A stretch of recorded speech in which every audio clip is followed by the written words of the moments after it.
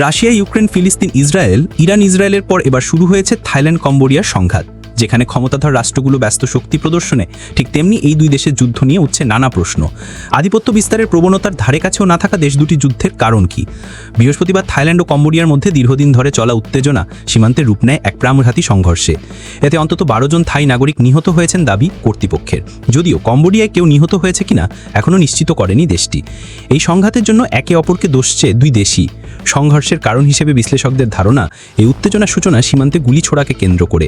Thailand থেকে অভিযোগ করা হয়েছে কম্বোডিয়া প্রথমে রকেট হামলা চালায়, যার জবাবে কম্বোডিয়ার সামরিক লক্ষ্যবস্তুতে বিমান হামলা চালায়। যদি ইতিহাসের দিকে তাকানো হয় তাহলে দেখা যাবে থাইল্যান্ড ও কম্বোডিয়ার মধ্যেই বিবাদের সূচনা 1 শতাব্দীরও বেশি আগে থেকে। ফরাসি উপনিবেশ পরবর্তী সময় যখন দুই দেশের সীমানা পুনর্নির্ধারণ করা হয়, পরবর্তীতে 2008 সালে এই বিরোধ আবার নতুন করে শুরু হয়।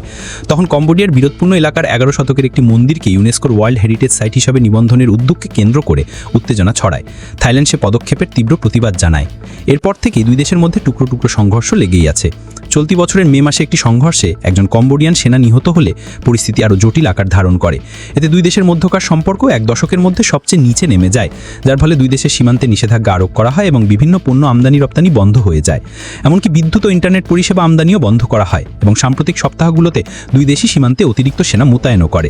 এদিকে বৃহস্পতিবারে ঘটে যাওয়া ঘটনাটি নিয়ে দুই দেশ ভিন্ন ভিন্ন মত প্রকাশ করেছে।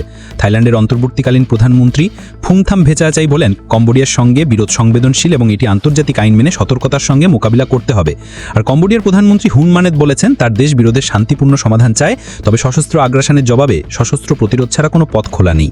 থাইল্যান্ড কম্বোডিয়ার যুদ্ধের বিষয়ে বিবিসি সংবাদদাতা জোনাথন হেড বলেছেন, যদিও পূর্বে এই দুই দেশের মধ্যে ছোট বড় অনেক গোলাগুলি সংঘর্ষের ঘটনা ঘটেছে, তবে সেগুলো দ্রুতই নিয়ন্ত্রণে এসেছে।